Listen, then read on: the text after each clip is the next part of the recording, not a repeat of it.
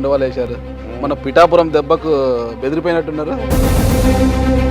ఉమ్మడి గోదావరి జిల్లాలో మీ సర్వీసెస్ చంద్రబాబు నాయుడు గారు మెప్పించి మీకు టికెట్ ఇచ్చారా, లేకపోతే లోకేష్ గారితో మీకున్న సంబంధాలను అడ్డు పెట్టుకుని లాబింగ్ చేసి టికెట్ తెచ్చుకున్నారు?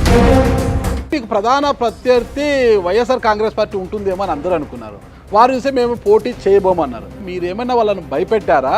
నిజంగా మీకు వాళ్ళు భయపడ్డారా? ఈ ఎలక్షన్ ఫేస్ చేసే అంత అవకాశం లేకపోవచ్చు కదా. అంటే మీతో ఉన్న నోట్ల కట్టలతో వాళ్ళు పోటీ పడలేరంటారా? ఇప్పుడు వైసీపీ అది పోటీలో లేకపోవడంతో మీ విజయం అయిపోయినట్టే అట్లా అనుకోవద్దండి. ఎందుకంటే మీకు పీడిఎఫ్ రావచ్చు, కేవల్ రావచ్చు, హర్ష కుమార్ గారు చిన్న కుమారుడు సుందర్ అనుకుంటా. ఉమ్మడి గోదావరి జిల్లాలో పేరాబత్తుల రాజశేఖరం గారు తన బలాన్ని నమ్ముకొని బరిలోకి దిగారా పూర్తిగా, లేదా కూటమికి ఉన్న మంచి పేరు తనని గెలిపిస్తుందని బరిలోకి దిగారా? ఖచ్చితంగా ఇక్కడ వ్యక్తి ముఖ్యం కాదండి, వ్యవస్థ ముఖ్యం. నన్ను నడిపించేది ఈ మూడే, నా బలం కూడా ఈ మూడే. పురంధేశ్వరి గారి యొక్క ఆశీర్వాదం కావచ్చు, పవన్ కళ్యాణ్ గారి యొక్క ఆశీర్వాదం కావచ్చు, వాళ్ళని కలిసి ఏమైనా తీసుకున్నారా? పవన్ కళ్యాణ్ గారిని కలిశానండి. ఏమన్నారు? మీరే అన్నారు, నేను సామాన్యమైన రైతు కుటుంబం నుంచి వచ్చాను, మధ్యతరగతి కుటుంబం మాది అన్నారు. మరి మధ్యతరగతి కుటుంబైన మీరు ఈరోజు కోట్లకు పడగలెత్తారంటున్నారు. గత ఎన్నికల్లో ఇక్కడ కాకినాడ ఇప్పుడు సిట్టింగ్ ఎమ్మెల్యే ఆయనకు మీరే ఫండింగ్ చేశారంట. రూరల్ ఎమ్మెల్యే పంతం నానాజీ గారికి మీరు, కొండబాబు గారికి మీరే ఫండింగ్ అంట. మాది మధ్యతరగతి రైతు కుటుంబం నుంచి వచ్చాము. పక్కా నాకు వ్యాపారాలు లేవు, నాకు ఉన్నదల్లా హ్యాచరీస్, ప్రాన్, ఆక్వాకల్చర్ నా బిజినెస్. బాగుందా వ్యాపారం? హ్యాపీగా లేదు. ఇంతమంది మార్బలము, పొద్దున్న చేసే వెహికల్స్, డీజల్, టిఫిన్లు, నైట్ అయిందే పెగ్గు ఏముండదండి. కార్యకర్తలందరూ కూడా స్వచ్ఛందంగా మనస్ఫూర్తిగా ఆయన గెలవాలని, ఆయన నుంచి ఏం ఆశించకుండా మీరు పని చేస్తున్నారా? ఆయన నుంచి ఏదో లబ్ధి పొందడానికి పని చేస్తున్నారా? 100%. ట్రబుల్ షూటర్ అని పేరు కూడా పెట్టారంట. మనం ఇగోకి వెళ్లకుండా.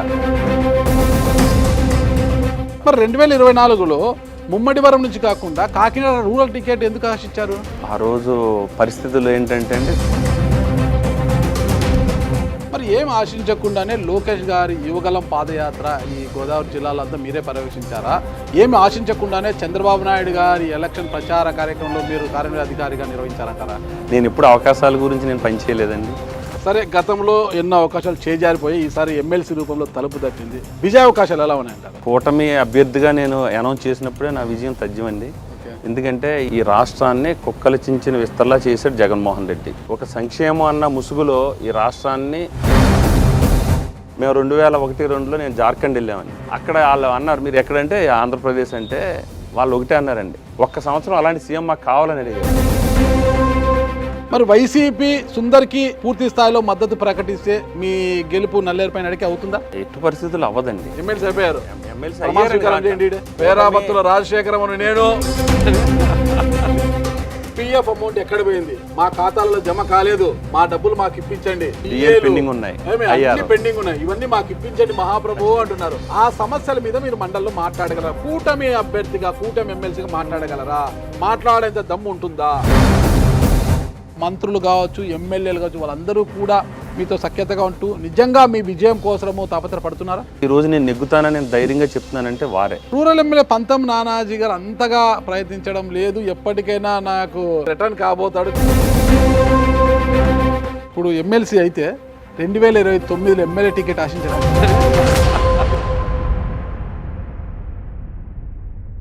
Welcome to Suman TV. నేను మీ నాగరాజ్ బైర్శెట్టిని. ఈరోజు ఈ ప్రోగ్రాం మనకు స్పాన్సర్ చేస్తుంది ఎకో తేజస్ విద్యుత్ వాహనాల సంస్థ. ఆయనకు ప్రజలంటే అమితమైన ప్రేమ, వారికి సేవ చేయాలన్న ఆకాంక్ష కూడా ఆయనలో మెండుగా ఉంది. అందులో భాగంగానే ఎలాగైనా చట్టసభల్లోకి వెళ్ళి తనను ప్రేమించే ప్రజలకు సేవ చేయాలన్న లక్ష్యంతో ఉన్న ఆయనకు ఎమ్మెల్యే టికెట్ రూపంలో 2 సార్లు కూడా టికెట్ చేతి వరకు వచ్చి అలానే చేజారిపోయింది. అయితే ఈసారి మాత్రం ఆయన వదులుకోలేదండోయ్. అదే పట్టభద్రుల ఎమ్మెల్సీ రూపంలో ఆయనకు మరొకసారి వరం అలా తలుపు తట్టింది.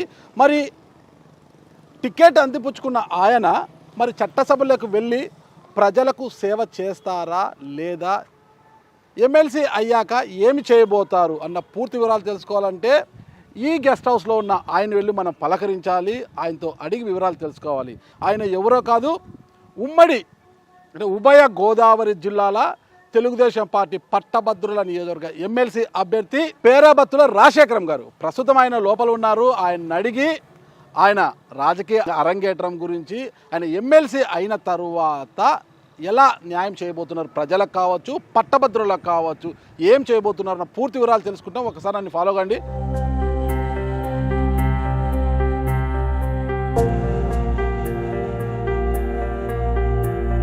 అన్న నమస్తే. నమస్కారం నాగరాజ్ గారు, కాకినాడకి స్వాగతం. మీ గురించి వెయిటింగ్. థ్యాంక్ యూ అన్న. ఏంటి 3 కండువాలు వేశారు? మన పిఠాపురం దెబ్బకు బెదిరిపోయినట్టున్నారు? లేదండి, ఆ రోజు కూడా 3 కండువాలు ఉన్నాయి. మరి ఎందుకు ఇష్యూ అయింది మరి ఆ రోజు? నాకు తెలుసుండి జనసేన కానీ తెలుగుదేశంలో మధ్యలో కానీ ఏ ఇబ్బంది లేదండి. పార్టీలో కొత్తగా చేరిన వ్యక్తుల వల్ల చిన్న ఇబ్బందులు తప్ప గత 10 సంవత్సరాల నుంచి జనసేనలో ఉన్న నాయకులు కార్యకర్తలు చాలా కమిట్మెంట్గా ఉన్నారు.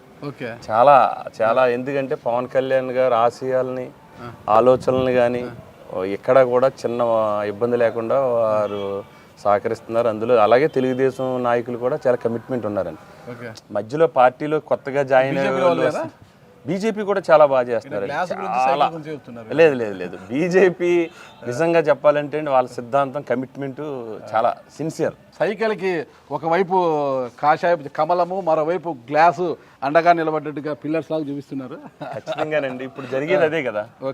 మన చంద్రబాబు నాయుడు గారు ఒక విజనరీ లీడరు, ఒక ఆశయాలతో ఈ రాష్ట్రాన్ని భవిష్యత్తు గురించి రాజకీయాల్లోకి వచ్చిన పవన్ కళ్యాణ్ గారు, నరేంద్ర మోడీ గారి సహకారం, ఈ 3 కలిసి మన భవిష్యత్తులో మన రాష్ట్రం అద్భుతంగా అభివృద్ధి చెందుతుంది. సైకిల్ అంటే చంద్రబాబు నాయుడు గారికి ఇక్కడ రాష్ట్రంలో, పురంధేశ్వర్ గారికి, పవన్ కళ్యాణ్ గారికి ముగ్గురికి మంచి అండర్స్టాండింగ్ ఉంది. ఇక్కడ మంచి సంబంధాలు అయితే ఉన్నాయి. కానీ లోకల్గా స్థానికంగా వచ్చేసరికి ప్రతి చోట కూడా ఈ కీచులాటలు ఎక్కువైపోయాయి అంటున్నారు. అంటే లైక్ మొన్న పిఠాపురంలో వెళ్ళినప్పుడు అందరూ కూడా 3 జెండాలు వేసుకోలేదు, ఎవరు జెండా వాళ్ళు వేసుకున్నారు అనేది గొడవ చేయడము, ఈ కీచులాటలు ఎక్కువ ఉన్నాయి కదా, దాని గురించి ఏమంటారు సార్? లేదు సార్, అది మీరు చూసుకోండి, ఎక్కడ నాయకుల మధ్య సమన్వయం క్లియర్గా ఉందండి.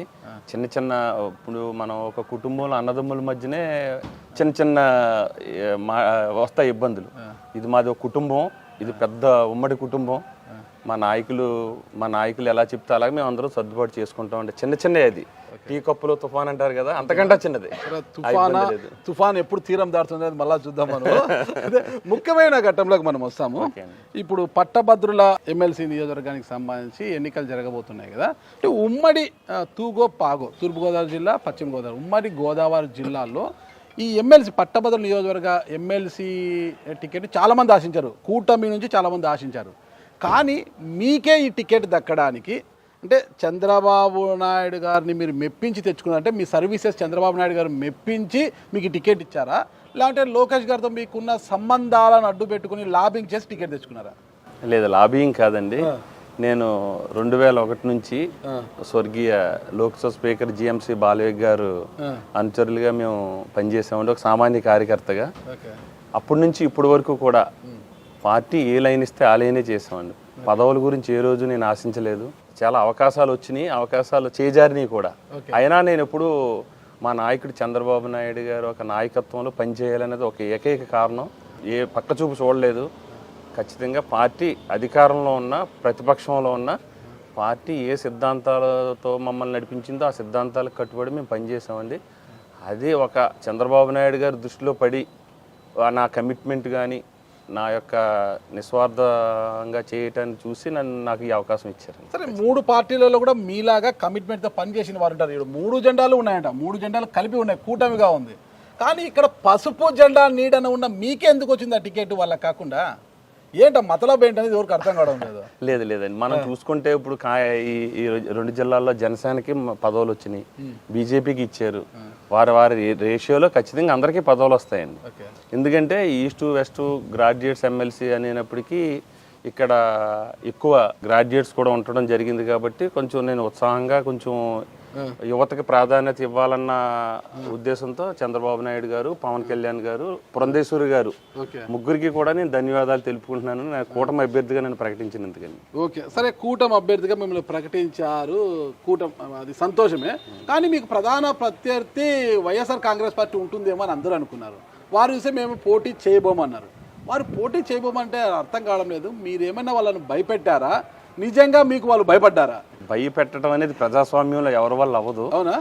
అసలు భయపెట్టడం ప్రజాస్వామ్యంలో మనం ఉన్నామండి, రాజరికంలో లేము మనం. ప్రజాస్వామ్యం అంటే ప్రజలే ప్రభువులు, ప్రజలే అంతిమ తీర్పు నిర్ణేతలు. ఇక్కడ ఎవరిని భయపెట్టేది కాదు. వైసీపీ నాయకత్వం మరి గెలవలేనని ఉద్దేశమో లేకపోతే వేరే వాళ్ళకి సరైన నాయకత్వం లేకనో పోటీలో లేదు కానండి, భయపెట్టడం అనేది ఏం లేదు. గెలవలేమేమో అనే ఒక అభద్రతా భావం ఉండవచ్చును కాక, ఎందుకంటే వాళ్ళ అధికారంలో లేదు ఒకటి. సరైన నాయకత్వం లేదు అని ఎలా చెప్తారు మీరు? ఇంతమంది ఉన్నారు కదా ఈ ఉభయ గోదావరి జిల్లాలో వాళ్ళకు. ఓకే, ఉన్నారండి, లేండి అంటే అట్లా అని కాదండి. ఈ ఎలక్షన్ ఫేస్ చేసే అంత అవకాశం లేకపోవచ్చు కదా. అంటే మీతో ఉన్న నోట్ల కట్టలతో వాళ్ళు పోటీ పడలేరంటారా? నేను ఒక సామాన్య రైతు కుటుంబం నాదండి, నేను మధ్యతరగతి ఫ్యామిలీ. నేను ఎప్పుడు కూడా రాజకీయాల్లో డబ్బే ప్రభావితం చేస్తుందని నమ్మే వ్యక్తిని కాదు నేను. మన యొక్క నిబద్ధత, ప్రజల సమస్యలు పరిష్కారం చేసే ఒక ఆశయం, ఇవన్నీ ఉంటే ఏ నాయకుడైనా మీరు ఒకటి చూసుకోండి. గతంలో జిఎంసి బాలయోగి గారు ఈ ప్రాంతం నుంచి లోక్సభ స్పీకర్ అయ్యారు. ఆయన చాలా చిన్న దళిత సామాజిక వర్గాల వ్యక్తి. తెలుగుదేశం పార్టీలో డబ్బుకు ప్రాధాన్యత ఉండదండి, ఎప్పుడు కూడా కమిట్మెంటు, ప్రజా సమస్యల మీద పోరాటం, పరిష్కారం, ఇవన్నీ ఉన్న కమిట్మెంట్ ఉన్న వ్యక్తులకు ఎప్పుడు అవకాశాలు వస్తాయి. గతంలో మీరు జెడ్పీటీసీగా పోటీ చేసిన సమయంలోనే ₹1 కోటి పైగా ఖర్చు చేశారు అనేది అయితే మీ పైన ఒక ఆరోపణ ఉంది. ఇప్పుడు అప్పుడే కోటి చేశారంటే ఇప్పుడున్న ఖర్చులకు, పెరిగిన ఖర్చులకు తోడు అది కూడా పట్టభద్రుల నియోజకవర్గం ఉభయ గోదావరి జిల్లాలంటే ఎన్ని కోట్లు ఖర్చు పెట్టబోతున్నారు? అది రాంగ్. ఖచ్చితంగా నేను ఆ రోజు జెడ్పీటీసీగా పోటీ చేసేటప్పుడు జెడ్పీ చైర్మన్ అవకాశం గురించి మేము చేసాం. ఇప్పుడు మేము అధికారంలో కూడా లేము ఆ రోజునండి. అదేం కాదు. ఇప్పుడు మీరు ఇంకోటి పట్టభద్రుల గురించి అన్నారు. పట్టభద్రులు అన్నది మనం ఈ సమాజంలో బాధ్యత గల వ్యక్తులు వాళ్ళు. ఈ సమాజాన్ని నిర్మించి నడిపించే సత్తా ఉన్న, సామర్థ్యం ఉన్న వ్యక్తులు పట్టభద్రులు. వారిని ఎవరూ కూడా డబ్బుతో కొనే ధైర్యం, దమ్ము పట్టభద్రులకి కొనే అంత ఛాన్స్ ఉండదు.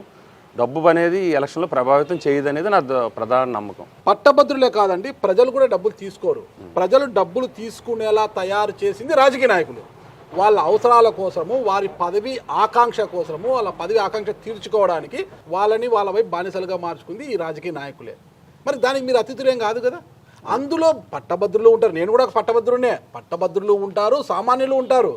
అందరినీ అలా మార్చేశారు. అంటే ఎలక్షన్స్ వచ్చాయంటే చాలు, మా ఇంట్లో ఇంతమంది ఉన్నారు, మాకు ఇన్ని వేలు, ఒక 5 మంది ఉంటే 10,000 వస్తుంది, ₹1000 అయితే 5,000 వస్తుంది, ఆశ పెట్టుకొని ఉంటారు అందరూ కూడా. దానికి మీరు అతిథులేం కాదు కదా. నాకు చాలా నమ్మకం.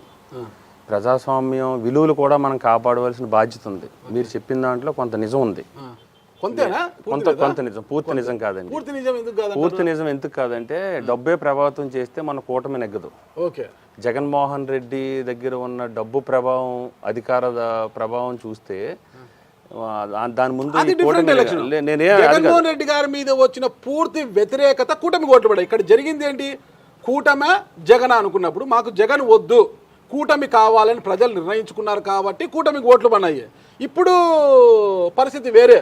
అంటే వచ్చినాక సంక్షేమ పథకాలు అమలు చేయడం లేదనో, నా అరెస్టులు పెరిగిపోయాను, నానా రకాల ఆరోపణలు వస్తున్నాయి, 5 నెలల కాలం వచ్చింది, ఎంతో కొంత ఒక పాయింట్ 2 పాయింట్స్ కొంత వ్యతిరేకత అనేది ప్రభుత్వం మీద స్టార్ట్ అవుతుంది, ఏ ప్రభుత్వం వచ్చినా కూడా. అంటే ఈ పరిస్థితులలోనే జరిగే పోటీ చాలా కీలకం అనమాట. అంటే మీ పోటీ చాలా కీలకంగా ఉంటుంది. ఖచ్చితంగా నేను మీకు చెప్పగలనండి. అసలు వచ్చి 6 నెలలు అయింది ఈ గవర్నమెంట్. గత 2019-24 మధ్య చూసుకుంటే ఈ రాష్ట్రాన్ని కుక్కలు చించిన విస్తరలా చేశాడు జగన్మోహన్ రెడ్డి. మీరు చూసుకోండి, ఒక ఉద్యోగ అవకాశాలు కల్పించలేదు, ఒక సంక్షేమం అన్న ముసుగులో ఈ రాష్ట్రాన్ని చాలా భ్రష్టు పట్టించారన్నది మనందరికీ తెలుసు. కానీ ఇప్పుడు ఈ కూటమి ప్రభుత్వం సమర్థుడు, మంచి దార్శనికుడు, విజనరీ లీడరు చంద్రబాబు నాయుడు గారి మీద నమ్మకం, అలాగే ఎంతో ఆశయాలతో రాజకీయాల్లోకి వచ్చిన పవన్ కళ్యాణ్ గారు, కేంద్రం సహకారం మోడీ గారు మనం చూసుకుంటున్నాం. ఈరోజు ఈ 6 నెలల్లోనే చూసుకుంటే ఇంచుమించుగా ఈ రాష్ట్రంలో ఉద్యోగ అవకాశాలు కల్పించడంలో కానీ, సంక్షేమంతో పాటు అభివృద్ధి చేయడంలో కానీ ఎక్కడా కూడా తగ్గలేదండి ఈ కూటమి ప్రభుత్వం. లాస్ట్ మంత్ మనం చూసుకుంటే లోకేష్ బాబు గారు కూడా అమెరికాలో ఇంచుమించుగా 100 కంపెనీలు పైగా మరి కలవటం జరిగింది. ఆయన వచ్చిన తర్వాత మనకి 1,40,000 కోట్లు పెట్టుబడులు కూడా రావడం జరిగింది. ఆ ఒప్పందాలు కూడా మీకు జరిగినాయి. సుమారుగా ఇంచుమించుగా 2,50,000 ఉద్యోగ అవకాశాలు తద్వారా వస్తున్నాయి. ఇవన్నీ అభివృద్ధి కదా. మీకు ఒక సడన్గా ఇంత ఈ వ్యవస్థను నాశనం చేసినప్పుడు ఒక నెలలోనో అంత వెంటనే సర్దుబాటు అవ్వదు. మీరు చెప్పేది ప్రజలు అంటే నేను ఒకటి చెప్తాను. 2014లో మీ పార్టీ అధికారంలో విభజిత ఆంధ్రప్రదేశ్లో తెలుగుదేశం పార్టీ తొలిసారిగా అధికారంలోకి వచ్చిన తర్వాత అప్పుడు జరిగిన పట్టభద్రుల నియోజకవర్గం రాయలసీమలో జరిగిన పట్టభద్రుల నియోజకవర్గం ఎన్నికల్లో టీడీపీ నుంచి కేజే రెడ్డి గారు, వైసీపీ నుంచి గోపాల్ రెడ్డి గారు నిలబడితే వైసీపీ అభ్యర్థి ఆడ గెలిచాడు. అక్కడ అంటే టీడీపీ మీద వ్యతిరేకత ఉంది కాబట్టి పట్టభద్రులు అలా నిర్ణయం తీసుకుని అనుకోవచ్చు. తర్వాత వైసీపీ అధికారంలోకి వచ్చినప్పుడు జరిగిన పట్టభద్రుల నియోజకవర్గ ఎన్నికలు అదే గోపాల్ రెడ్డి కొడుకు రవీంద్రారెడ్డి వైసీపీ అభ్యర్థిగా నిలబడితే అక్కడ టీడీపీ గెలిచింది. ఎవరు? భూమిరెడ్డి రామ్ గోపాల్ రెడ్డి గారు మీకోసం ప్రచారానికి వచ్చారు కదా, ఆయన గెలిచాడు. అధికార పార్టీ అభ్యర్థి అయిన రవీంద్రారెడ్డి ఓడిపోయారు. అంటే అప్పటికి జగన్మోహన్ రెడ్డి గారు మేలుకోలేదు, మా మీద వ్యతిరేకత స్టార్ట్ అయింది, ఇది నేను గమనించాలని మేలుకోలేదు ఆయన. అందుకే ఈ 11 స్థానాలకు పరిమితమయ్యారు.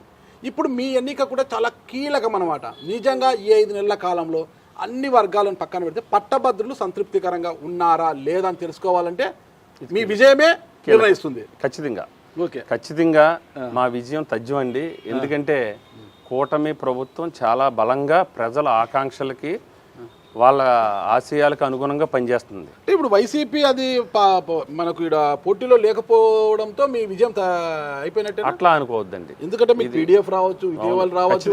హర్ష కుమార్ గారు చిన్న కుమారుడు సుందర్ అనుకుంటా, సుందర్ పోటీలో ఉన్నాడు. ఆమె కాకినాడ మాజీ మేయర్ సరోజ గారు ఇండిపెండెంట్ అభ్యర్థిగా వేస్తున్నారు. ఇంతమంది పోటీలో ఉన్నారు కదా, ఉన్నారు. మరి మీ విజయం తథ్యమని ఎలా చెప్తారు మీరు? నేను అనేది ప్రజలు ఏదైతే ఈ పట్టభద్రులు కాన్స్టిట్యున్సీ స్పెసిఫిక్గా ఈ 34 నియోజకవర్గాల్లో ఉన్నారో ఈ మేధావులు పట్టభద్రులు ఎవరైతే ఉన్నారో వాళ్ళందరూ కూడా ఈ కూటమిని బలపరుస్తున్నారు. ఎందుకంటే ఈ రాష్ట్రం అభివృద్ధి చెందాలంటే ఈ నాయకత్వం కావాలి. చంద్రబాబు నాయుడు గారు కూటమి ప్రభుత్వం ముందుకు తీసుకెళ్లాలనేది ఇంకా బలంగా నమ్ముతున్నారు. ఆ విధంగా కూడా మేము పనిచేస్తున్నాం. మేము చేసే అభివృద్ధి కూడా మీరు చూసుకోండి. వచ్చిన తొలి సంతకమే డిఎస్సీ మీద సంతకం పెట్టారు చంద్రబాబు నాయుడు గారు, ఆ రోజు మాట ఇచ్చారు. మనం ఈ 5 సంవత్సరాల్లో 20 లక్షల ఉద్యోగాలు కల్పిస్తామని మేనిఫెస్టోలో పెట్టడం కూడా జరిగింది. తన అనుగుణంగానే ఈ మధ్యకాలంలోనే మన ఈ ఒప్పందాల ద్వారా 2,50,000 నుంచి 3 లక్షల ఉద్యోగాల కల్పన కూడా జరుగుతుంది. ఒక పక్క పరిశ్రమలు, మీరు పరిశ్రమలు చూసుకోండి. గతంలో జగన్మోహన్ రెడ్డి గారి ప్రభుత్వంలో వచ్చే పరిశ్రమల కంటే పోయే పరిశ్రమలు ఎక్కువ ఈ రాష్ట్రాన్ని వదిలి. కానీ ఇప్పుడు మనం చూసుకుంటే మళ్ళీ పెద్ద ఎత్తున మన భారతదేశంలోకి నుంచే కాకుండా ఇతర దేశాల నుంచి కూడా ఈ రాష్ట్రాల్లో పెట్టుబడులు పెట్టడానికి ముందుకు వస్తున్నారు. అంటే ఈ ప్రభుత్వం మీద, ఈ కూటమి ప్రభుత్వం మీద ఉన్న ఒక నమ్మకం, ఇక్కడ పరిశ్రమలు స్థాపిస్తే వాళ్ళకు భరోసా, ఇవన్నీ చూసుకుంటే పెద్ద ఎత్తున ఉద్యోగ అవకాశాలు కూడా రావడానికి అవకాశం ఉంది. ఖచ్చితంగా ఏదైతే నిరుద్యోగులు ఉన్నారో వాళ్ళందరూ కూడా, పట్టభద్రులు ఉన్నారో వాళ్ళందరూ ఈ కూటమి ప్రభుత్వాన్ని సంపూర్ణ మద్దతు ఉంటుంది. ఈ కూటమి మళ్ళీ రాబోయే 20 సంవత్సరాలు కూడా ఇదే కూటమి ప్రభుత్వం ఉంటుందని నాకు ప్రగాఢ విశ్వాసం. ఉమ్మడి గోదావరి జిల్లాలో పేరాబత్తుల రాజశేఖరం గారు తన బలాన్ని నమ్ముకొని బరిలోకి దిగారా పూర్తిగా, లేదా కూటమికి ఉన్న మంచి పేరు తనని గెలిపిస్తుందని బరిలోకి దిగారా? ఖచ్చితంగా ఇక్కడ వ్యక్తి ముఖ్యం కాదండి, వ్యవస్థ ముఖ్యం. నన్ను నడిపించేది ఈ 3. నా బలం కూడా ఈ 3. బలం బలహీనత. ఇక్కడ పట్టభద్రుల నియోజకవర్గానికి వచ్చేసరికి వ్యక్తిని బట్టి ఓట్లు పడతాయి. ఇక్కడ వ్యక్తి యొక్క వ్యక్తిత్వాన్ని బట్టి ఇతను మంచి చేస్తాడా లేదా, ఏం చేస్తాడు, అతను మంచి వ్యక్తా కాదా, అతని క్యారెక్టర్ ఏంటి అనేది కూడా పట్టభద్రుడ విఘ్నులైన పట్టభద్రులు ఓట్లు వేసేది ఎన్నిక. వీళ్ళు వేసేటప్పుడు కొంత ఆలోచిస్తారు, వ్యక్తి యొక్క క్యారెక్టర్ గురించి కూడా ఆలోచించి వేస్తారు. అంటే మీకంటూ కొంత క్యారెక్టర్ ఉండాలి, బలం ఉండాలి. ఆ తర్వాత కూటమి యొక్క జెండాల ఓట్లు మీకు వస్తాయన్నమాట. దీంట్లో ఏది ఎక్కువ ఉంటుంది అంటారు? ఇక్కడ చిన్న పాయింట్, మీరు అదే లాజిక్. ఒక వ్యక్తిని కూటమి అభ్యర్థిగా ప్రకటించినప్పుడే ఇవన్నీ పరిశీలించి ప్రకటిస్తుంది. మీకు మనలో ఉన్న పాజిటివ్ కానీ ఈ కూటమి అభ్యర్థి ప్రకటించినప్పుడు ఇతని యొక్క క్యారెక్టర్ కానీ, గత చరిత్ర కానీ మనం చూసుకుని గత 20 సంవత్సరాల నుంచి నా యొక్క క్యారెక్టర్ అన్నీ చూసే నాకు ఇచ్చారు. నేను ఎక్కడా కూడా అవినీతి కానీ, నాకు ఒక అవినీతి మచ్చ కానీ, ఎవరితోని గొడవ పట్టడం కానీ, ఎవరితోని నాకు శత్రుత్వం కానీ నా ఈ 2 జిల్లాల్లో ఎవరితోని లేదండి. ఒక చిన్న పాయింట్ అండి, మీరే అన్నారు నేను సామాన్యమైన రైతు కుటుంబం నుంచి వచ్చాను, మధ్యతరగతి కుటుంబం మాది అన్నారు. మరి మధ్యతరగతి కుటుంబం మీరు ఈరోజు కోట్లకు పడగలెత్తారంటున్నారు. రొయ్యల చెరువులు కావచ్చు, హెచరీస్ గోడవన్స్ కావచ్చు.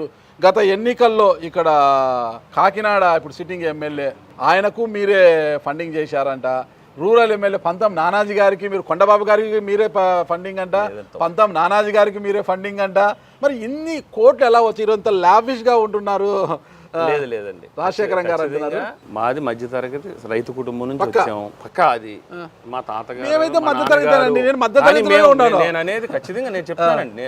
నాకు బిజినెస్లు ఉన్నాయి. నాకు ఆ సీక్రెట్ సీక్రెట్ ఏం లేదు. నేను ఇన్కమ్ ట్యాక్స్ కడుతున్నాను. ఓకే. నాకు బిజినెస్లు ఉన్నాయి. ఓకే. బిజినెస్ లేవని నేను ఎందుకు అంటాను? నాది మా నాన్నగారు కానీ మా తాతగారు రైతు. మేము వచ్చినప్పటికి నేను మా బ్రదర్ ఇద్దరు మా అన్నయ్య ఉంటారు. మేము ఇద్దరు ఖచ్చితంగా బిజినెస్ చేస్తున్నాం అండి. పక్కాగా బిజినెస్ చేస్తున్నాం. ఎక్కడా కూడా ట్యాక్స్ రూపంలో కడుతున్నాం. ఆ వచ్చిన ఆదాయంతోనే మేము ఏదన్నా చేసుకుంటున్నాం. అంతకుమించి ఏం లేదండి. ఎక్కడ రాజకీయంగా నేను రాజకీయ పదవులు ఉపయోగించి రాజకీయాలను ఉపయోగించి ఎక్కడా కూడా నేను చిన్న ఈ పని కూడా చేయలేదు. నా బిజినెస్లు ఉన్నాయి ఖచ్చితంగా. నాకు ఉన్నదల్లా హ్యాచరీస్, ఫ్రాన్, ఆక్వాకల్చర్ నా బిజినెస్ ప్యూర్. బాగుందా వ్యాపారం? పర్లేదండి. అంటే ఇప్పుడు అంత బాగాలేదు. ఆక్వాకల్చర్ అంత హ్యాపీగా లేదు. ఆక్వాకల్చర్ బాగాలేని సమయంలో ఎమ్మెల్సీగా బరిలోకి దిగారు. మరి ఎలా రాణిస్తారు ఏంటి అసలు? దీనికి పని ఏముంటుందండి? ఇంతమంది మార్బలము, పొద్దున్న లేసే వెహికల్స్, డీజిల్, టిఫిన్లు, నైట్ అయిందే పెగ్గు, ఏముండదండి. కార్యకర్తలు అందరూ కూడా స్వచ్ఛందంగా వాళ్ళు నా మీద అభిమానం, పార్టీ మీద అభిమానం. వీళ్ళందరూ కూడా కూటమి సంబంధించిన అందరూ వీళ్ళు ఎవరో కూడా తెలుగుదేశం కాదు, జనసేన, బీజేపీ ముగ్గురు కలిసి ఉన్నారు ఇక్కడ. మనస్ఫూర్తిగా చెప్పండి ఒకసారి, మీరంతా మనస్ఫూర్తిగా ఆయన గెలవాలని, ఆయన నుంచి ఏం ఆశించకుండా మీరు పని చేస్తున్నారా? ఆయన నుంచి ఏదో లబ్ధి పొందడానికి పని చేస్తున్నారా? 100% కూటమి తరపున ఆయన ఏదైతే అభ్యర్థి కింద ఉన్నారో ఆయన గెలుపు కోసం మేము స్వచ్ఛందంగా పనిచేస్తున్నాం తప్ప ఏ విధమైన ప్రలోభాలకు కానీ ఏదైనా కాదు. ఎప్పుడు పిలిస్తే అప్పుడు వచ్చి పనిచేసే నికార్సైన తెలుగుదేశం, జనసేన, బీజేపీ కార్యకర్తలు మేము. ఓకే, నికార్సైన కార్యకర్తలు ఖచ్చితంగా చేస్తున్నారు. ఇకపోతే అన్న ఇంకొక ఆరోపణ ఉంది. అంటే నాకు తెలిసి మీరు 2006లో ఎంపీపీ ఉన్నారు కదా, ముమ్మడివరం ఐపోలవరంలోనే అక్కడే జెడ్పీటీసీ కూడా చేశారు మీరు. ఐపోలవరం అక్కడే మీరు ఎంపీపీ కూడా చేశారు. అప్పుడు ఈ ఎస్సీల మీద దాడులు జరిగాయి. అసలు నేను ఎంపీపీగా నేను అదే ఖచ్చితంగా చెప్పగలనండి. రాజకీయాల్లోకి నేను వచ్చిన తర్వాత మా ప్రాంతంలో ఇంతకుముందు గొడవలు జరిగాయండి. నేను వచ్చిన తర్వాత నా పరిధిలో ఎక్కడా కూడా కమ్యూనిటీ గొడవలు కానీ, వ్యక్తిగతమైన గొడవలు కానీ టోటల్గా నేను జీరో అని చెప్పగలను. అందుకనే అక్కడ ఎక్కువ నన్ను అభిమానిస్తారు ఆ ప్రాంతం వాళ్ళందరూ. లేదండి అసలు. నేను అదే చెప్తున్నాను. దళితులు కానీ, ఇతర బీసీ వర్గాలు కానీ, ఇతర అగ్రవర్ణాలు కానీ అందరూ నన్ను ఒక సోదరుడిగా చూశారు తప్ప నన్ను పేరు పెట్టి ఎవరో పిల్లరండి. మీరు కావాలంటే చూసుకోవచ్చు. ఇక్కడ కూడా చాలామంది దళితులు ఉంటారు, కొంతమంది వాళ్ళు ఉంటారు. అన్న అని పిలుస్తారు, అన్నయ్య అని పిలుస్తారు. వాళ్ళ ఇంట్లో ఏ ఫంక్షన్ వచ్చినా వాళ్ళ ఇంట్లో నేను ముందుంటాను, వాళ్ళ ఇంట్లో భోజనం చేస్తాను. అసలు ఆ సంస్కృతి అన్నది మీరు మాతో వస్తే తెలుస్తుంది మీకు. అంతే అంటారా? ఇప్పుడు మీరు అన్నారు నన్ను ఎవరు పేరు పెట్టి పిలిచారు, అది వాస్తవమే. నాకు కూడా తెలిసింది, చాలా మంది పేరు పెట్టి పిలిచారు. అందరూ ఆయన్ని ట్రబుల్ షూటర్ అనే పేరుతో పిలుస్తుంటారు అనేది వాస్తవమేనా? ఖచ్చితంగానండి. నేను ఎవరిని కాంట్రవర్సీ కాదండి. ఎవరికి ఏ సమస్య వచ్చినా మీరే వెళ్ళి పరిష్కరిస్తారంట. మీరు అలా వెళితే ఇలా చిటికల్లో అది పరిష్కారం అవుతుందంట. అది ఎలా అండి? అందుకే మీకు ట్రబుల్ షూటర్ అని పేరు కూడా పెట్టారంట. సమస్య అనేది అర్థం చేసుకుంటే ఏముండదండి. మనం ఇగోకి వెళ్లకుండా మనం పరిష్కారం ఇచ్చాలని చిత్తశుద్ధి ఉన్నప్పుడు మనం ఒక మెట్టి దిగితే సమస్యలన్నీ పరిష్కారం అవుతాయి. ఒక మెట్టి దిగితే అన్ని సమస్యలు పరిష్కారం అవుతాయి. అంతే అండి. ఇది ఎవరికైనా ఇదే నా సలహా. ఎవరు కూడా ఏ సమస్య వచ్చినా కూడా మనం ఒక అధికారితో పని చేయించుకున్నా, ఒక నాయకుడితో పని చేయించుకున్నా రిక్వెస్ట్గా వెళ్ళండి, ఖచ్చితంగా అవుద్ది. అవ్వని పని ఉండదు. దాన్ని నేను స్వయంగా బత్తిన సుబ్బారావు గారి దగ్గర స్వయంగా నేను చూసి నేర్చుకున్నాను. చాలా చిన్న వయసు నాకు. ఆయన బత్తిన సుబ్బారావు గారు గురించి మనందరికీ తెలుసు. ఒక దళిత నాయకుడు. కడియం నుంచి వచ్చి ముమ్మడివరం నియోజకవర్గంలో ఎమ్మెల్యేగా పోటీ చేశారు. ఆయన కాంగ్రెస్. అయినా ఆ రోజుల్లో ఆయన వెళ్తే ఆ రోజు ఆయన ఒకడే నెగ్గాడు. ఇక్కడ మీకు 21 నియోజకవర్గాల్లోని కూడా అప్పుడు తెలుగుదేశం హవా జరిగిందండి. ముమ్మడివరంలో ఒక బత్తిన సుబ్బారావు గారే నెగ్గారు సెకండ్ టైం కూడా. ఆయన ఎందుకు నెగ్గారంటే ఓన్లీ వన్ ఆయన పర్సనాలిటీ గురించి నెగ్గించారు అక్కడ. అధికారం లేకపోయినా మీ పర్సనాలిటీ కూడా బాగుంది. ఆయన పర్సనాలిటీ అంటే ఆ పర్సనాలిటీ కాదు, వ్యక్తిత్వం నేను అనేది. ఆయన ఆ రోజుల్లో అధికారం లేకపోయినా ఆయన ఏ పని చెప్పినా జిల్లా అధికారులు అందరూ ఖచ్చితంగా చేసేవారు. ఆయన బాబు ఈ పని చేసి పెట్టు బాబు అనేవారండి. ఆయన చూసి నేను చాలా నేర్చుకున్నామండి. చాలా గొప్ప వ్యక్తి. అలాగే అభివృద్ధి ఎలా చేయాలి, ప్రజల సమస్యలు ఎలా పరిష్కరించాలి, ప్రజలతో ఎలా మమేకం అవ్వాలన్నది బాలయ్య గారు మాకు గురువు. ఆయన నుంచి మేము నేర్చుకుని ఈ స్థాయికి వచ్చాం ఖచ్చితంగా. అదేవిధంగా చంద్రబాబు నాయుడు గారు మీకు తెలుసు. మేము 2001-2లో నేను జార్ఖండ్ వెళ్ళామండి. మా కజిన్ అక్కడ రైల్వే స్టేషన్ మాస్టర్. అప్పుడే జార్ఖండ్ సెపరేట్ స్టేట్ అయింది. మీకు అక్కడ వాళ్ళు అన్నారు మీరు ఎక్కడంటే ఆంధ్రప్రదేశ్ అంటే వాళ్ళు ఒకటే అన్నారండి, మీ ఏపీ చంద్రబాబు మీ సీఎం లాంటి సీఎం మాకు ఒక సంవత్సరం ఉంటే మేము అభివృద్ధి చెందుతాం, ఒక్క సంవత్సరం అలాంటి సీఎం మాకు కావాలని అడిగారు. అది మా నాయకుడు యొక్క గొప్ప. దత్తత తీసుకోమని చెప్పండి. దత్తత తీసుకోవడం కాదండి, ఆయన చూసి నేర్చుకోవాలి. కాదండి, అంటే మాకు సంవత్సరం కావాలి అంటున్నారు అంత ఒక సంవత్సరం అలాంటి విజనరీ లీడరు మాకుంటే, ఎందుకంటే అక్కడ మీకు తెలుసు కదా బాగా బ్యాక్వర్డ్ ఏరియా, వనరులు ఉన్నాయి కానీ అభివృద్ధి లేదు. కానీ ఇలాంటి విజనరీ లీడర్ ఉండాలనేది, అంటే మా నాయకుడు గొప్పతనం గురించి నేను చెప్తున్నా. ఆయన గొప్పతనము, ఆయన అడ్మినిస్ట్రేషను ఎవరు కూడా తీసేయలేరండి. ఆయన అడ్మినిస్ట్రేషన్ గురించి ఆయన గొప్పతనము, రాజకీయంగా ఆయన ఎప్పుడు కూడా మెచ్చుకోదగ్గ వ్యక్తి ఆయన. ఇకపోతే అండి, గతంలో 2009 అనుకుంటా మీకు ముమ్మడివరం ఎమ్మెల్యే టికెట్ అలా గడప వరకు వచ్చేసి మళ్ళీ అలా వెళ్ళిపోయింది నీకు అది. లేదు అప్పుడు నేను ఎంపీపీ 2009 అంటే ఎంపీటీసీలు కూడా కాని వాళ్ళు డైరెక్ట్ ఎమ్మెల్యేలు అయ్యారండి. ఇప్పుడు మీరు మండల ప్రెసిడెంట్, నేను అదే చెప్తున్నాను. అప్పుడే డీలిమిటేషన్ అయ్యి మాది ముమ్మడివరం ఓపెన్ కేటగిరీలోకి వచ్చిందండి. అంతవరకు ఎస్సీ రిజర్వ్లో ఉండేది. అప్పుడు నా ప్రాణ స్నేహితుడు మురమల్ల సర్పంచ్ శ్రీనివాసరాజు గారు, ఆయన నేను కలిసి పనిచేసామండి. అప్పుడు డీలిమిటేషన్లో మేము ఇద్దరం ప్రయత్నం చేసాం. ప్రయత్నం ఎలా అంటే స్నేహితులుగా, ఎక్కువ నా ప్రయత్నం అంతా ఆయన గురించే. ఆయన నన్ను ఆ రోజు తోడు పెట్టుకున్నారు. ఎందుకంటే అప్పుడు ప్రజారాజ్యం పార్టీ రావటం ఎన్ని ఇబ్బందులు ఉన్నాయి, నువ్వు ఉంటే మన ఇద్దరం కలిసి పనిచేద్దాం, ఎవరికి టికెట్ వచ్చినా కలిసి పనిచేద్దాం అన్న కమిట్మెంట్తో ముందుకెళ్ళాం. ఆ విధంగానే ఆయనకి సీటు వచ్చింది. అంతే తప్ప అది ఆ రోజు నిజం వాస్తవమే, కానీ ఆ రోజు మేము ఎక్కువ శ్రీనివాసరాజుకే ప్రయత్నం చేసామండి. ఇప్పుడు ఎలక్షన్స్లో మీకు జెడ్పీ చైర్మన్గా కూడా 14లో మనకి లోకల్ బాడీ జరిగినాయండి. జెడ్పీ చైర్మన్గా నేను కూడా ఒక ప్రపోజల్ క్యాండిడేట్గా ఆ రోజు ఉన్నాం. ఓకే, మరి ఎందుకు అది కూడా, ఆ కుర్చీ కూడా అలా వెనక్కిపోయింది? మిమ్మల్ని కూర్చోబెట్టుకోవడానికి ఇష్టపడదు ఆ కుర్చీ? రాజకీయాల్లో అనుకున్నట్టు ఎప్పుడు జరగవు కదండి. ఓకే, పరిస్థితులు. ఆ రోజు నామన్ రాంబాబు గారు సీనియర్ లీడరు, నాకంట మోస్ట్ సీనియర్, ఆయన పార్టీలో సీనియర్. ఆ రోజు సీనియర్కి అవకాశం ఇవ్వాలి, నీకు ఇంకా వయసు ఉంది కాబట్టి నెక్స్ట్ ఛాన్స్ ఇస్తామని, అదే నెక్స్ట్లో చూద్దాం, ఎవరైనా తప్పదు కదండి. ఆ రోజు పార్టీ నిర్ణయానికి కట్టుబడి మనం పనిచేసాం.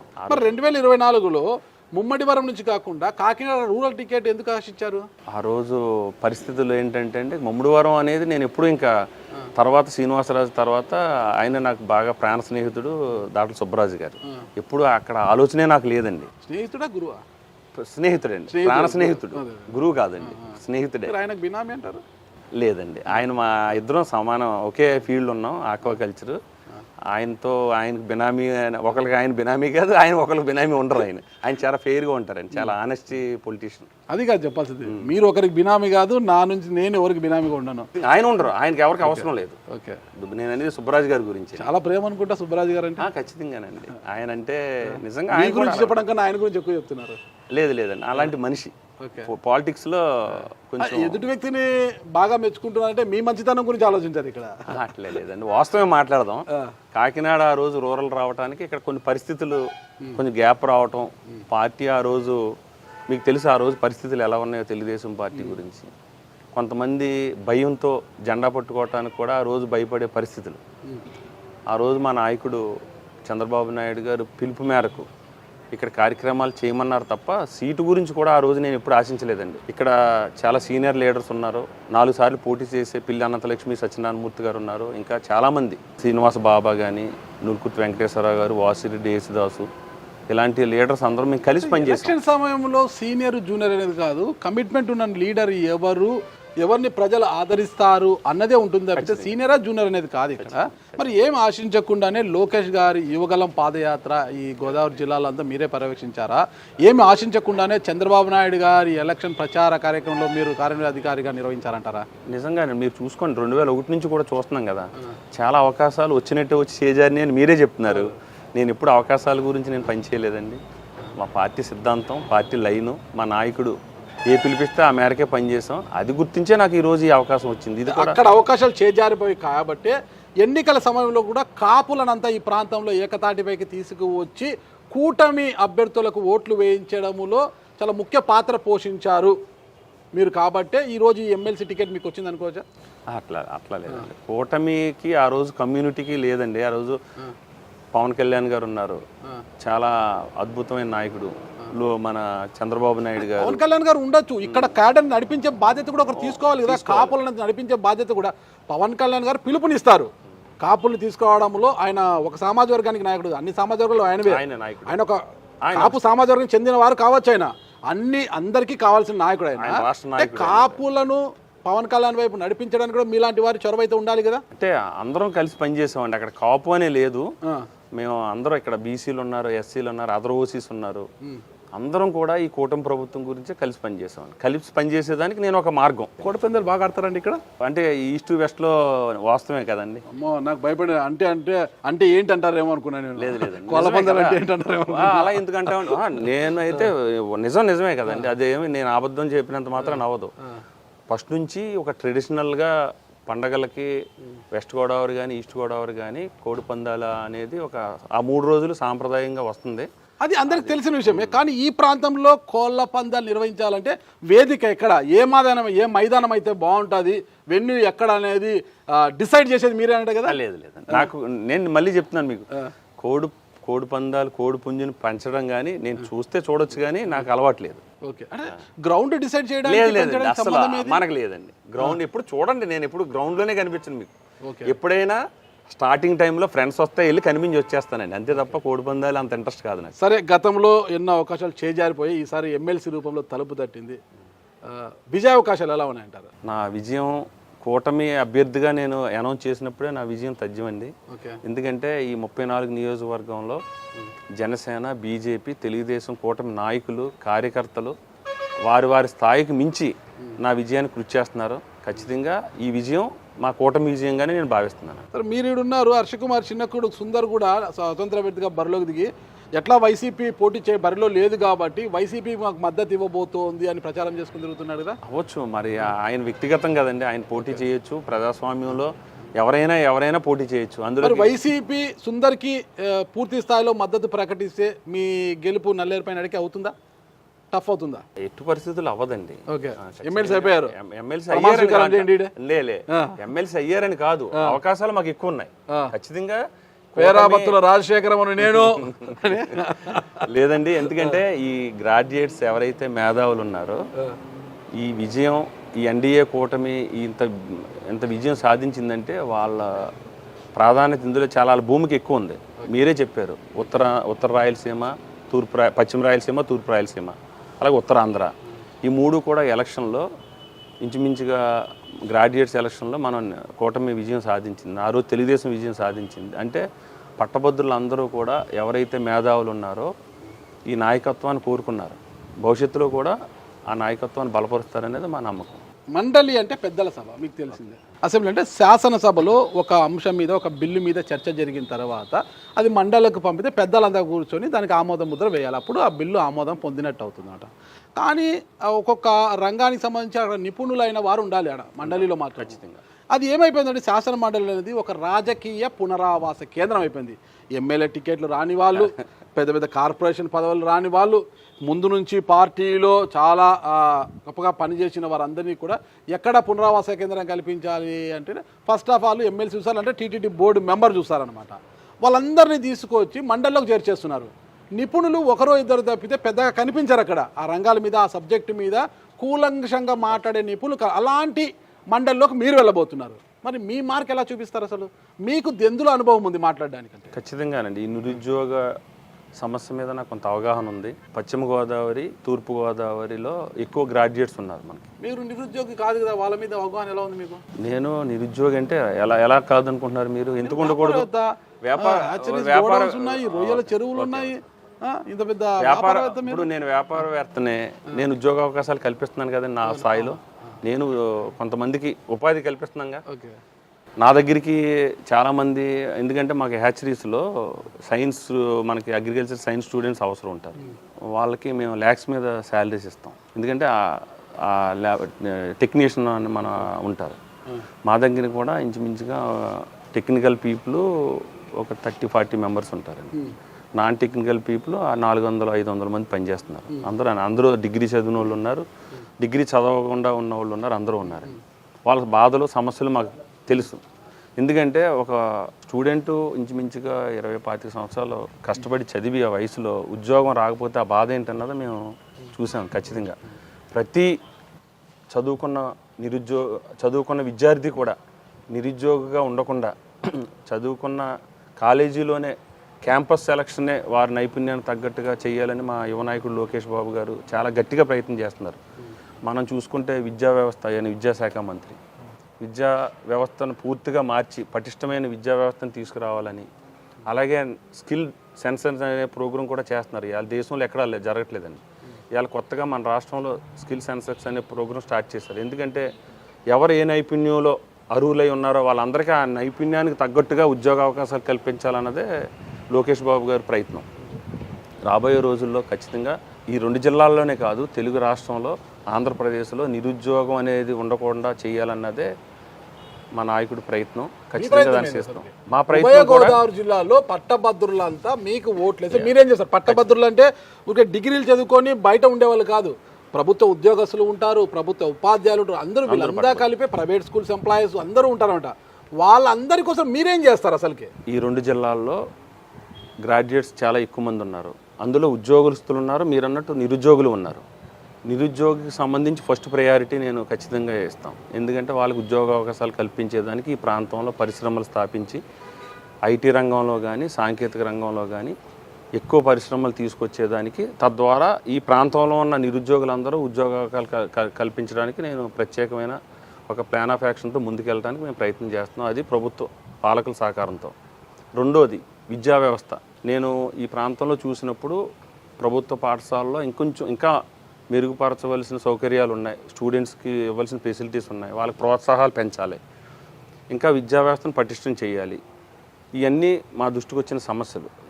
తద్వారా అలాగే ఆల్రెడీ ఉద్యోగస్తులు, పట్టభద్రులు అంటే ఉద్యోగస్తులు కూడా ఉంటారు కదా, వాళ్ళందరి సమస్యలు, ప్రైవేట్ ఉద్యోగస్తులు ఉన్నారు, గవర్నమెంట్ ఉద్యోగస్తులు ఉన్నారు. మనం ఏపీపీఎస్సీ చైర్మన్ ప్రకటించడం జరిగిందండి కూటమి ప్రభుత్వం. గ్రూప్ 2 కానీ గ్రూప్ 1 కానీ ఇప్పుడు వేస్తున్నారు. అందులో మనకి నోటిఫికేషన్ కూడా వచ్చిందండి. 60 రోజులు టైంలో మనకి షెడ్యూల్ రిలీజ్ చేశారు. స్టూడెంట్స్ అందరూ కూడా చాలామంది, వందలాది మంది మాతో ఫోన్లో కానీ వాట్సాప్ మెసేజ్లు కానీ పెట్టడం జరిగిందండి. టైం సరిపోదన్నా, మేము చాలా ప్రిపేర్ అయి ఉన్నాం, ఎదరేమో బడ్జెట్ వస్తుంది, బడ్జెట్ కూడా ప్రిపేర్ అవ్వాలి, కాబట్టి మాకు 90 డేస్ కావాలి, ఇంకో 25 డేస్ పెంచితే మాకు మంచిదని చెప్పారు. మేము ఆ సమస్యలన్నీ విని వెంటనే లోకేష్ గారి దృష్టికి తీసుకెళ్తే వెంటనే ఆయన స్పందించి ఎక్కడా కూడా చాలా ఆశయాలతో వాళ్ళు ఎన్నో సంవత్సరాలు కష్టపడి గ్రూప్స్కి ప్రిపేర్ అవుతున్నారు, వాళ్ళని ఎక్కడ నిరుత్సాహపరచకండి, ఎంకరేజ్ చేయండి, వీలైతే వాళ్ళ టైంని వెంటనే మనం ఇద్దాం. 90 డేస్ కావాలంటున్నారు, 25 డేస్ అడుగుతున్నారు, 30 డేస్ పెంచి వాళ్ళని ఇంకా ఎంకరేజ్ చేయండి. వాళ్ళనే ఎందుకంటే డిస్కరేజ్ చేయకుండా మెంటల్గా రిలాక్స్గా ఉంటేనే గ్రూప్స్కి ప్రిపేర్ అవుతారు, కాబట్టి ఆ విధంగా మీరు చేయండి అని చెప్పారు. ఆ ఇష్యూని కూడా మేము సాల్వ్ చేయడం జరిగిందండి. మా నోటీసులోకి వచ్చిన ఏ ఇష్యూ అయినా ఇప్పుడు మేము అభ్యర్థిగా ఉన్నప్పుడే మేము సాల్వ్ చేస్తున్నప్పుడు, రేపు ఎమ్మెల్సీ అయిన తర్వాత ఖచ్చితంగా శాసన మండలిలో ఏదైతే ఈ నిరుద్యోగుల తరపున కానీ ప్రభుత్వ ఉద్యోగుల తరపున కానీ ఖచ్చితంగా వాళ్ళ సమస్యల పరిష్కారానికి నేను కృషి చేస్తాను. సమస్యల పరిష్కారం ఖచ్చితంగా చేస్తారా? ఖచ్చితంగా. చాలా పెద్ద సమస్యలు ఉన్నాయి వాళ్ళకి. ఉద్యోగ ఉపాధ్యాయులు కోరుకునేది ఏంది? సిపిఎస్ వద్దు, ఓపీఎస్ కావాలి, ఓల్డ్ పెన్షన్ స్కీమ్ కావాలి. పిఎఫ్ అమౌంట్ ఎక్కడ పోయింది? మా ఖాతాలలో జమ కాలేదు, పిఎఫ్ డబ్బులు తీసుకుంటా అంటే ఖాతా 0 ఉంది, మా డబ్బులు మాకు ఇప్పించండి, పెండింగ్ ఉన్నాయి, ఇవన్నీ మాకు ఇప్పించండి మహాప్రభు అంటున్నారు. ఆ సమస్యల మీద మీరు మండలిలో మాట్లాడగలరా? కూటమి అభ్యర్థిగా, కూటమి ఎమ్మెల్సీగా మాట్లాడగలరా? మాట్లాడేంత దమ్ము ఉంటుందా? ఖచ్చితంగానండి. ఎందుకుంటుంది? మీరు కూటమి అభ్యర్థి, మీరు అదే చెప్తున్నా. ఎందుకు మాట్లాడతామంటే సమస్య పరిష్కారం కాకపోతే మాట్లాడాలి. ఓకే. ఈ సమస్యలన్నీ కూడా మా నాయకుడి దృష్టికి, అలాగే పవన్ కళ్యాణ్ గారి దృష్టికి, లోకేష్ గారి దృష్టికి తీసుకెళ్ళడం జరిగింది. మనం ఖచ్చితంగా ప్రామిస్లు ఈ సమస్యలు ప్రామిస్ చేసాం. మనం ఉద్యోగులు ఏదైతే సమస్యలు అన్నీ ఖచ్చితంగా 1 by 1 రాబోయే తక్కువ టైంలో నెలలోనే ఒకటి క్లియర్ చేద్దాం ఖచ్చితంగా చెప్పడం కూడా జరిగిందండి. ఈ ఉద్యోగ సంఘాలు ఏదైతే నాయకులు ఉన్నో వాళ్ళందరికీ కూడా ఈ అసెంబ్లీ అయిన తర్వాత వాళ్ళందరూ కూడా మా అధినాయకుడు చంద్రబాబు నాయుడు గారిని, లోకేష్ బాబు గారిని, అలాగే పవన్ కళ్యాణ్ గారిని కలిసే ఏర్పాటు కూడా మేము చేస్తున్నాం. చేసి వాళ్ళ పరిష్కారం మా పాలకుల సమక్షంలోనే పరిష్కరిస్తాం. ఓకే. నేననే శాసన మండలి దాకా కూడా రాదు. అంతేనా? అంతే. ఖచ్చితంగా. ఖచ్చితంగానండి. నేను చాలా గట్టిగా చెప్పగలను. రాజశేఖరం గారు ఎలా ఉంటారని త్వరలోనే తెలుస్తుంది. ఓకే. ఉభయ గోదావరి జిల్లాల్లో మంత్రులు కావచ్చు, ఎమ్మెల్యేలు కావచ్చు, వాళ్ళందరూ కూడా మీతో సఖ్యతగా ఉంటూ నిజంగా మీ విజయం కోసము తాపత్రపడుతున్నారా? చాలా అంటే నాకు ఆ బలం అంతా ఈరోజు నేను నెగ్గుతానని నేను ధైర్యంగా చెప్తున్నానంటే వారే. ఈ 34 కాన్స్టిట్యున్సీలు ఎమ్మెల్యేస్, మంత్రులు, ఇన్ఛార్జ్ మంత్రులు, పార్టీ అధ్యక్షులు, కూటమి అధ్యక్షులు, కార్యకర్తలు అందరూ కూడా వారి శక్తికి మించి ఈ విజయానికి ప్రయత్నం చేస్తున్నారు. ఈ విజయం నేను ఇంత గట్టిగా నేను నమ్ముతున్నానంటే వారి సహకారమే ముఖ్యం.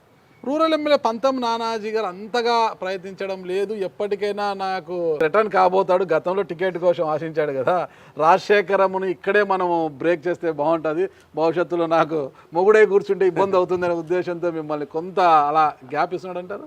ఫస్ట్ మీకు చెప్తున్నానండి, తమ్ముడు నువ్వు ఎమ్మెల్సీగా నెగ్గుతున్నావు, ఆ బాధ్యత నేను తీసుకుంటానని బాధ్యతల మీద వేసుకుని ముందుండి నడిపించేదే నానాజీ గారు. అంటే గొంతు నుంచా నాభి నుంచా మాట? మొత్తం బాడీ నుంచి అందులో డౌట్ లేదండి.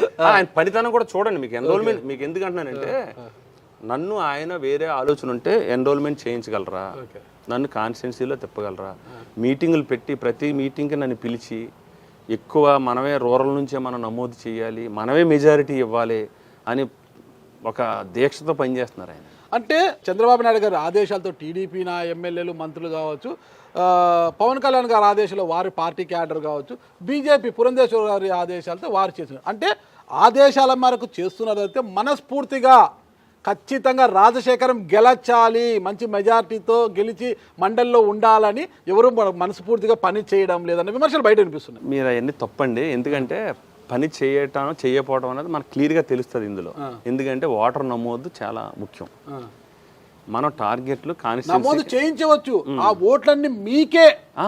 అదే అంటాను, నమోదు చేయించడంలోనే ముఖ్య భూమికి పోషించినప్పుడు వేయించడం అనేది ఆబ్వియస్లీ అది ఈజీ, అది ఖచ్చితంగా అవుద్దండి. ఎందుకంటే మా టార్గెట్ 2 లక్షల, లాస్ట్ ఎలక్షన్ టైంలో 2,99,000 ఓటర్లు ఇక్కడ నమోదయ్యారని. మేము ఆల్రెడీ అది రీచ్ అయిపోయాం. మాకు ఇంకా టైం ఉంది, ఇంకా 1,00,000 ఓట్ల వరకు జాయిన్ చేద్దాం అనేది మా టార్గెట్. అవుతారని ఎందుకు అంటున్నానంటే, ఇది గ్రాడ్యుయేట్స్ అందరూ కూడా, నాకు చాలా ఆశ్చర్యకరమైన విషయం ఏంటంటే, నేను చాలామందిని ఇంటలెక్చువల్స్ని, పెద్దల్ని, డాక్టర్స్, లాయర్స్ని చాలామంది నేను కలిసానండి ఈ ఎలక్షన్ క్రమంలో. అసలు graduates election first time vote ఉంటుంది అనేది చాలామందికి తెలియదు. అంటే వాళ్ళు బిజీ లైఫ్లో వాళ్ళు ఉంటారు, దీన్ని అంత పట్టించుకోలేదు. ఇప్పుడు మాకు ఓటు ఉంది, ఖచ్చితంగా నువ్వు కూటమి అభ్యర్థి కాబట్టి మేము నమోదు చేసుకుని నీకు వేస్తామని వాళ్ళు స్వచ్ఛందంగా చెప్తున్నారు. ఉభయ అంత వెనుకబడతానని గురవుతున్నారు గ్రాడ్యుయేట్స్. లేదండి, ఎందుకు పట్టభద్రులు ఎన్నికలు కొత్తవి కాదు కదా, పట్టభద్రులు ఓటు వెయ్యొచ్చా అని చాలా తెలియని అమాయకులు ఉన్నారు. అమాయకులు కాదు, దీనికి అంత స్పెండ్.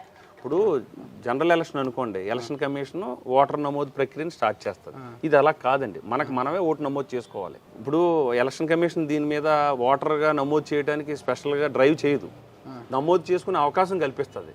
ఎవరైనా ఓటర్ మీరు ఉన్నారనుకోండి, మీరు పట్టభద్రుడి ప్రాంతంలో మీరే నమోదు చేసుకోవాలి. అది మీ ఇష్టం, అది మీ హక్కు, చేసుకోవచ్చు చేసుకోపోవచ్చు.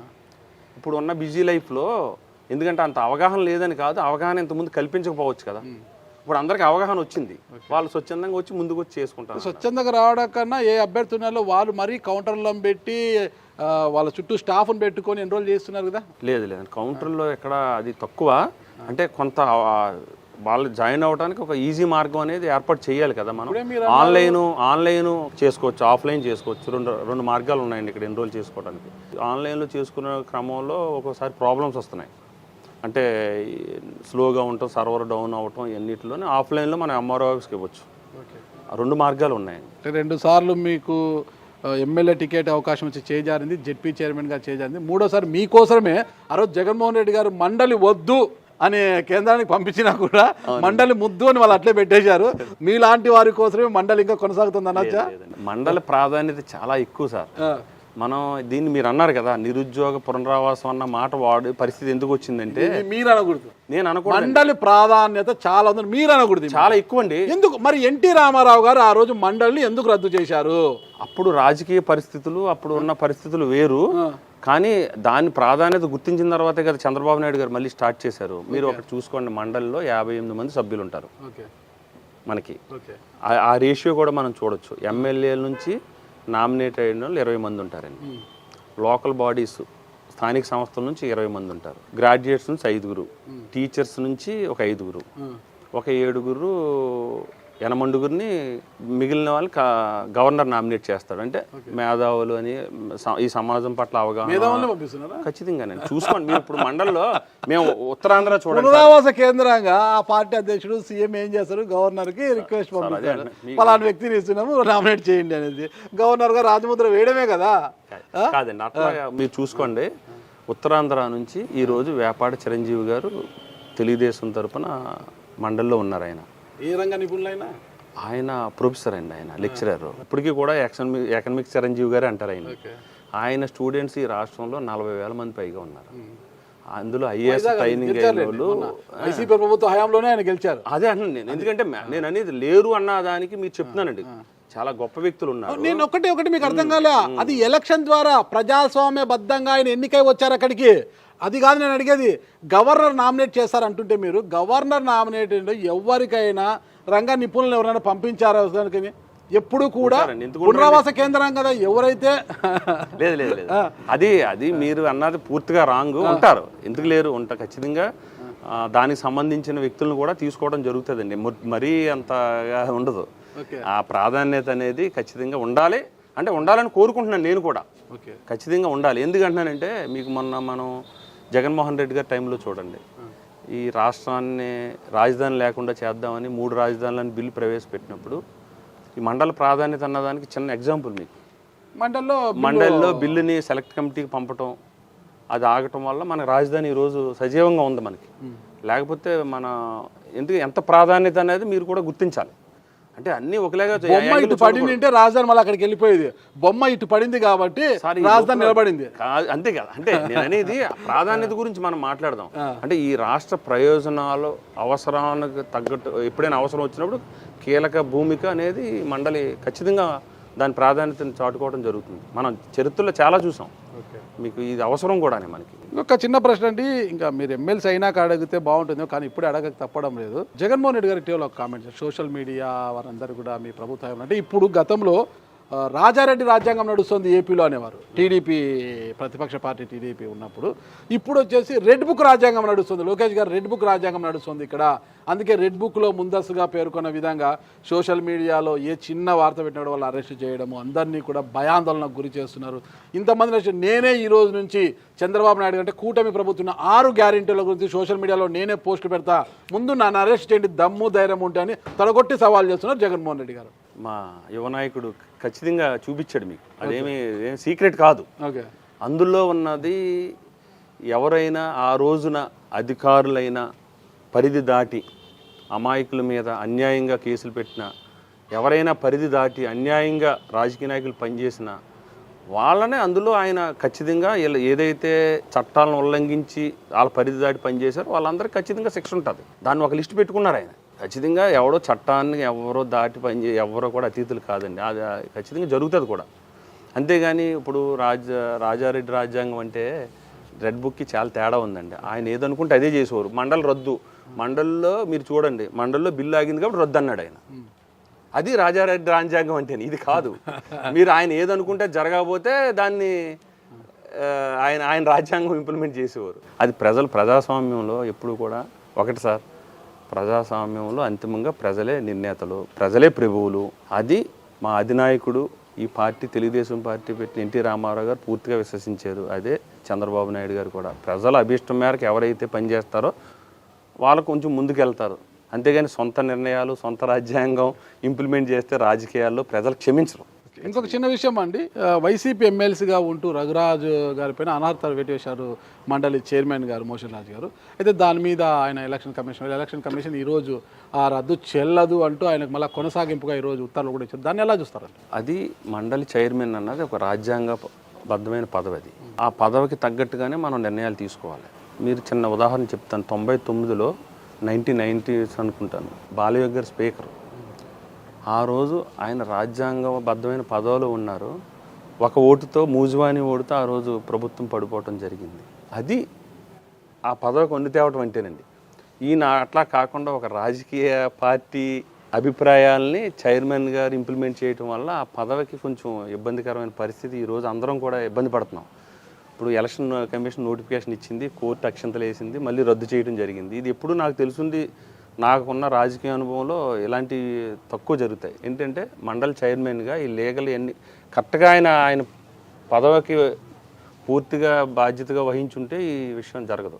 ఇప్పుడు ఎమ్మెల్సీ అయితే 2029లో ఎమ్మెల్యే టికెట్ ఆశించరా? 2029 నేను చెప్తున్నాను కదండి, నేను ఏది ఎమ్మెల్సీతోనే సరిపెట్టుకుంటారా మళ్ళీ ఎమ్మెల్యే కోసము? నాది నా లైన్, మా నాయకుడు చంద్రబాబు నాయుడు గారు, పంతం నానాజీ గారు క్లారిటీ ఇవ్వడం లేదు, తెలుగుదేశం పార్టీ ఆయన ఖచ్చితంగా నానాజీ గారికి నేను క్లారిటీ ఇస్తున్నానండి. నానాజీ గారికి 100% క్లారిటీ. నేను కాకినాడ రూరల్ లో పోటీ చెయ్యను. మరి ఎవరికి ముప్పు పొంచి ఉందో, ఎవరికి లేదు, ఎవరికి ముప్పు పొంచి ఉందో. కాకినాడ రూరల్ పోటీ చేయరు 2029లో. 29లో ఎవరు కొంప మొచ్చబోతున్నారు? లేదండి. ఎందుకంటే తెలుగుదేశం పార్టీ చంద్రబాబు నాయుడు గారు ఏది ఆదేశిస్తే చేయటమే నా పని. ఆ క్రమశిక్షణతో ఉన్న మూలనే నాకు ఈ అవకాశం వచ్చింది ఈరోజు. నేను ఖచ్చితంగా చెప్పగలను. ఓకే, రాజశేఖరం గారు కాకినాడ రూరల్ నుంచి నేను పోటీ చెయ్యను అంటున్నారు, గట్టిగా చెప్తున్నారు. మరి ఎవరికి చేతి తెస్తుందో అది మనకు తెలియదు. కానీ నియోజకవర్గాల పునర్విభజన జరిగితే కాకినాడలో నియోజకవర్గాలు పెరిగే అవకాశాలు ఉన్నాయన్నమాట. పెరిగితే అప్పుడు ఎక్కడికి పోయే అవకాశం ఉంటుంది అంటారు? అప్పుడు ఏమైనా వ్యాక్యూమ్ ఉంటుంది మీకు? వ్యాక్యూమ్ ఉంటే అది పార్టీ నిర్ణయిస్తుందండి. మనం అనుకున్న జరగవు కదండి. పార్టీ ఏ నిర్ణయించినా తప్పదు. స్ట్రైట్గా చెప్పండి, ఎమ్మెల్సీతో సరిపెట్టుకుంటారా? ఎమ్మెల్యే కావాలన్న ఆకాంక్ష ఇక్కడ ఉందా లేదా? తప్పుకొచ్చిందండి ఇది. నేను ఎమ్మెల్సీ అవుతాననే ఆలోచన నాకు ఎప్పుడు లేదండి నిజంగా. ఒకవేళ ఎమ్మెల్యేగా కంటెస్ట్ చేయాలని ఆ రోజు కోరుకుంటే ఉండొచ్చు కానీ అవకాశం వస్తే. ఎమ్మెల్సీ అయితే ఇప్పుడు దీంతో సరిపెట్టుకొని ఇది చాలు నాకు అనుకుంటారా? ఎలాగైనా ఎమ్మెల్యే కావాలి అని 2029కి బరిలో నిలబడడానికి పోటీ పడతారా? రాజకీయాల్లో చాలు అన్న పదం అనేది ఉండదండి. ఇది కరెక్ట్ మాట. ఖచ్చితంగా అవకాశాలు వచ్చినప్పుడు ఖచ్చితంగా దాన్ని నేను సద్వినియోగం అందిపుచ్చుకోవడానికి సిద్ధంగా ఉన్నాను. ఇకపోతే మీరు ఎట్లా టీడీపీ నాయకుడు కాబట్టి ఎమ్మెల్సీ అభ్యర్థిగా మిమ్మల్ని బరిలోకి దింపారు, టికెట్ అనౌన్స్ చేసేటువంటి చంద్రబాబు నాయుడు, అధినేత చంద్రబాబు నాయుడు గారి ఇది కావచ్చు, లోకేష్ గారి ఆశీర్వాదం తీసుకునే ఉంటారు మీరు. ఇకపోతే కూటమిలో ఉన్నారు కాషాయం అంటే పురంధేశ్వరి గారి యొక్క ఆశీర్వాదం కావచ్చు, పవన్ కళ్యాణ్ గారి యొక్క ఆశీర్వాదం కావచ్చు, వాళ్ళని కలిసి ఏమైనా తీసుకున్నామండి. ఓకే, పవన్ కళ్యాణ్ గారిని కలిశానండి. ఖచ్చితంగా బెస్ట్ ఆఫ్ లక్, నీ విజయానికి మా సహకారం పూర్తిగా ఉంటుందని ఆయన బ్లెస్సింగ్ ఇవ్వడం జరిగిందండి. ఖచ్చితంగా ఆయన మళ్ళీ వాయిస్ కూడా ఇస్తారు. నా విజయానికి ఆయన పూర్తి సహకారం అందిస్తారు. అంటే వాయిస్ అనే దానికన్నా ప్రచారానికి ఏమైనా రాబోతున్నారా? ఆ టైం వస్తే ఖచ్చితంగా ఆ అవకాశం నేను అనుకోవడం, పవన్ కళ్యాణ్ గారు ప్రచారానికి వచ్చే అంత అవకాశం రాకుండానే నా విజయం అవుతుందని నేను భావిస్తున్నాను. ఆయన పిలిపే ఆయన ప్రచారం కంటే ప్రపంచం. ఓకే, మరి పురంధేశ్వర్ గారు ఏమన్నారు? పురంధేశ్వర్ గారిని కూడా కలవటం జరిగిందండి. ఖచ్చితంగా బీజేపీ శ్రేణులు ఎక్కడున్నా ఆయన పిలిపివ్వటం కూడా జరిగింది, మీటింగ్ పెట్టి. అందరూ కూడా కూటమి అభ్యర్థిని రాజశేఖర్ని బలపరచారని ఆవిడ కూడా వాళ్ళ కూటమి మొత్తం అందరికీ కూడా పిలిపివ్వడం జరిగింది. అదేవిధంగా బీజేపీ శ్రేణులు మొత్తం ఎన్రోల్మెంట్ విషయంలో కానీ ప్రచారంలో కానీ పూర్తిగా నిబద్ధ పనిచేస్తున్నారు. ఉభయ గోదావరి జిల్లాలో ప్రతి ఒక్కరూ మీ విజయం కోసం శ్రమిస్తున్నప్పుడు మరి రాయలసీమ నుంచి గెలిచిన ఎమ్మెల్సీ భూమిరెడ్డి రామ్ గోపాల్ రెడ్డి గారిని ఎందుకు పిలిచారు ఇక్కడికి ప్రచారం కోసమో? లేదండి, ప్రచారం కాదు. అది మన వ్యాపారి చిరంజీవి గారిని, రామ్ గోపాల్ రెడ్డి గారి వారి యొక్క అనుభవాన్ని, ఎమ్మెల్సీ గ్రాడ్యుయేట్ ఎలక్షన్కి కొత్త కాబట్టి వాళ్ళ అనుభవాన్ని షేర్ చేసుకుని ఎలా దీన్ని ముందుకు తీసుకెళ్ళాలి, ఎలాగ అంటే మీరు చూడండి, ఇది జనరల్ ఎలక్షన్ అనుకోండి, ఎక్కడికైనా ఓటర్ కనిపిస్తాడు, ఏ గల్లీకి వెళ్ళినా ఓటర్ ఉంటాడు. ఇది గ్రాడ్యుయేట్స్ అంటే అలా కాదండి. గ్రాడ్యుయేట్స్ కనిపిస్తారో ఉండరు, కనిపిస్తారు, ఎక్కడెక్కడో ఉంటారు. ముంబై, హైదరాబాద్, వాళ్ళని మనం వెతుక్కుని పట్టుకుని క్యాంపెయిన్ చేయాలి. వాళ్ళ అనుభవాలు, వాళ్ళ సీనియారిటీ అవసరం కాబట్టి మా పార్టీ వాళ్ళ సలహాల మేరకు పనిచేయమని చెప్పడం జరిగింది. అంతే. మీ స్వగ్రామం ఏదైనా? స్వగ్రామం పోలవరం మండలం జి వేమవరం గ్రామం అండి. జి వేమవరం. తల్లిదండ్రుల పేరు ఆది పట్టాభిరామయ్య గారు, మా నాన్నగారు కాలం చేశారు. తల్లిగారు ఉన్నారు బాపిరత్నం, నాకు అన్నయ్య ఉన్నారు, సిస్టరు. ముగ్గురు. ఇప్పుడు అన్నయ్య నేను సెకండ్ అండి. అన్నయ్య నేను ఇప్పటికీ జాయింట్ ఫ్యామిలీ అది కలిసి ఖచ్చితంగా. మా సిస్టర్కి 2 అమ్మాయిలు, వాళ్ళకి మ్యారేజ్లు అంతా కలిపే చేసుకుంటాం. అలాగని సిస్టర్ని వేరేగా చూడమండి. మా అక్క అమ్మాయి అండి. అక్క కూతురు ప్రేమించకూడదా ఏంటి? అట్లా ఓకే, అక్క కూతురు మరదాలైనా ప్రేమించవచ్చు కదా. 2 ఉన్నాయండి, 2 కోణాలు ఉన్నాయండి. ఉన్నాయండి. మరదలతో ప్రేమ, పెళ్ళాక అరేంజ్, 2 అరేంజ్ అనమాట. ఇష్టపడే అంతానండి. ఇష్టపడింది, ఇష్టపడేలా చేసుకున్నారు మీరు? కొంచెం కష్టమే. ఎంత సంతానం మీకు? 2 అబ్బాయిలండి. 2 అబ్బాయిలు ఏం చేస్తున్నారు? 2 అబ్బాయిలు. అబ్బాయి BBA చదువుతున్నాడు పెద్దోడు, చిన్న అబ్బాయి ఇంటర్మీడియట్ అండి. మీరు ఎంతవరకు చదువుకున్నారు? నేను degree Kakinada Idol college, intermediate PVR trust college. Inter CEC. ఎందుకు ఇంటర్ CEC చేసి డిగ్రీలో BA చేశారు? అప్పుడు మన ఇంటర్ CEC కామర్స్ సబ్జెక్ట్, అది నాకు పొలిటికల్ ఇంట్రెస్ట్ కాబట్టి BAకి వచ్చాను. మరి ఇంటర్లోనే HEC చేసి పోతుండే కదా. ఇంకా నాలెడ్జ్ వస్తుండే కదా కొద్దిగా. అట్లా అప్పుడు వేరే అనుకున్నాం, మా బ్రదర్ ఏమో అట్లా చేశారు. అంటే బిజినెస్ లైన్లో అది ఉపయోగపడుద్ది అనుకున్నారు. ఓకే. అన్నయ్య వాళ్ళు బిజినెస్ లైన్లో ఉంటాం కదా, అది ఉపయోగపడుద్ది అన్నారు. నాకు పొలిటికల్ ఇంట్రెస్ట్ కాబట్టి బిఏ చేశాను. మొత్తం మీద బిఏ పొలిటికల్ సైన్స్ చేసి ఎమ్మెల్సీ కావాలని అడుగు ముందుకేశారు.